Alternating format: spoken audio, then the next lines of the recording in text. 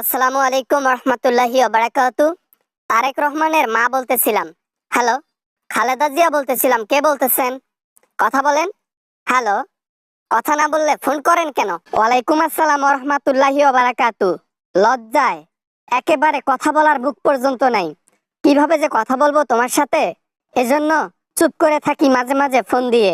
আমাকে চিনছো আপা? এ সুমধুর কথা আমি এর আগে অনেক শুনেছি। এক ভয়ে যে চিনতে পেরেছি তুমি কে। তুমি আর কেউ নয়, তুমি হচ্ছে স্বৈরাচার হাসিনা। তা কেন আমাকে ফোন করছো? কি কারণে ফোন করছো? আরে আপা, আমি ফোন করছিলাম, দেশের মধ্যে থেকে অনেক অপরাধ করেছিলাম, দেশের মধ্যে থেকে মানুষকে কষ্ট দিয়েছিলাম, দেশের মধ্যে থেকে গণহত্যা করেছিলাম। সবকিছুর জন্য মাফ করে দেয়া যায় না আমাকে? যদি দেশের মানুষের ক্ষতি করো তাহলে দেশের মানুষের কাছে গিয়ে ক্ষমা চাও। আমাদের কাছে কোনো ক্ষমা নাই, আমাদের কাছে ক্ষমা চেয়ে লাভও নাই। আমরা ক্ষমতায় গেলে তোমাদের শাস্তি অনিবার্য দিয়ে দেব, ইনশাল্লাহ, সেটাও জনগণের সামনে। আপা, এই জন্য তো আপনাকে ফোন করলাম, যদি একটু লোকদের বুঝাইতেন যাতে আমার গায়ে হাত না দেয়, আমাদেরকে শাস্তি না দেয়। চলেন না আপা, আবার একসাথে রাজনীতি করি, সুষ্ঠুভাবে নির্বাচন করি, আর দেশকে শান্তির একটা দেশ তৈরি করি, উন্নয়ন করি। চলেন না আপা, আবার একসাথে হাত ধরে দেশটাকে এগিয়ে নিয়ে যাই। অতিভক্তি চোরের লক্ষণ। আমি কি ভুলে গিয়েছি আমাকে গ্রেপ্তার করে সেই রিমান্ডে নিয়ে শাস্তি দেওয়া হয়েছিল? আমাকে গ্রেপ্তার করে আয়না ঘরে নিয়ে গিয়ে টর্চার করা হয়েছিল। আমি কি ভুলে গেছি? কি মনে করছো? ভুলি নাই এগুলা। Madam, sorry.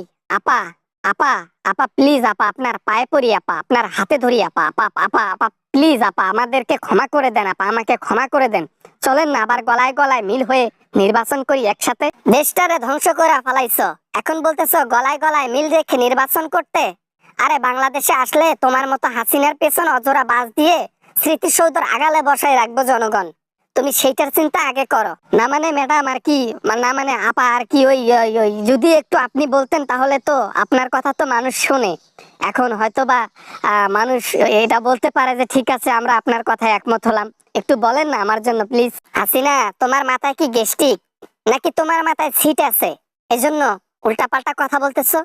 তুমি কি এক পেক দুই পেক মেরে দিছো নাকি যে ফোন করে আমাকে উল্টাপাল্টা কথা বলতেছো? তোমার কথা কেন আমি শুনবো? হ্যাঁ, কি করব? তাছাড়া তো উপায় নাই। দরকার পড়লে তোমার পায়ের তলা আমি চেটে দেব, দরকার পড়লে তোমার ছেপ আমি চেটে দেব, দরকার পড়লে মানুষের ঘরে ঘরে গিয়ে তাদের পা ধরে মাপ চাইবো। তারপরে যদি আমাকে একটু অ্যাকসেপ্ট করতেন। সেটা তুমি দূরে বসে থেকে মাপ না চেয়ে তুমি দেশের মধ্যে ঢুকে এরকম ঘরে ঘরে গিয়ে মাপ চাও না, তাহলে তো হয়। আমাকে ফোন করে বিরক্ত করতেছো কেন? তোমার সাথে কথা বলা ছাড়া কি আমার আর কোনো কাজ নাই? ফোন রাখো, রাখো বলছি। বুঝছি, আপনাকে পাম্পট্টি দিয়ে কাম হইল না। ভাবছিলাম আপনাকে মিল দিয়ে পিছনে খিল দেব, সেটা আর হলো না। যাই হোক, ফোন রেখে দিলাম। ভালো করেই জানি তুই হচ্ছিস একটা গিরগিটি। গিরগিটি যেরকম সেকেন্ডে সেকেন্ডে রং পাল্টায়, তার চাইতে তুই বেশি অধিক পরিমাণে রং পাল্টাস। এজন্য তোকে দেশবাসীর সামনে উলঙ্গ করে শাস্তি দেওয়া হবে ইনশাল্লাহ। ও মা গো, ও বাবা গো, মাইছে রে, এই ধরনের কথা কইলে মাথা নষ্ট। ওরে বাবা রে বাবা। এ বাবা, ফোন রাখলাম, ফোন রাখলাম। হ্যাঁ হ্যাঁ, ফোন রাখি দে। ক্ষমতায় গেলে যেখানে থাকিস না কেন খুঁজে বের করে তারপর শাস্তি দেব ইনশাল্লাহ। সেই মুহূর্তের জন্য অপেক্ষা কর। আমি তো অপেক্ষা করতেছি তোদেরকে শাস্তি দেবার জন্য, সেটাও সাধারণ পাবলিকের সামনে। হ্যালো বন্ধুরা, আশা করি ভিডিওটা অনেক ভালো লেগেছে অ্যান্ড অনেক এনজয় করেছেন। যদি ভিডিওটা ভালো লাগে অবশ্যই একটা লাইক করবেন, আর চ্যানেল নতুন হয়ে থাকলে চ্যানেলটি সাবস্ক্রাইব করবেন, পাশে থাকবেন, শেয়ার করতে ভুলবেন না। দেখা হবে এরকম হাসির ভিডিও নিয়ে আবারও আপনাদের সঙ্গে। সবাই ভালো থাকবেন, সবাই সুস্থ থাকবেন। খোদা হাফেজ।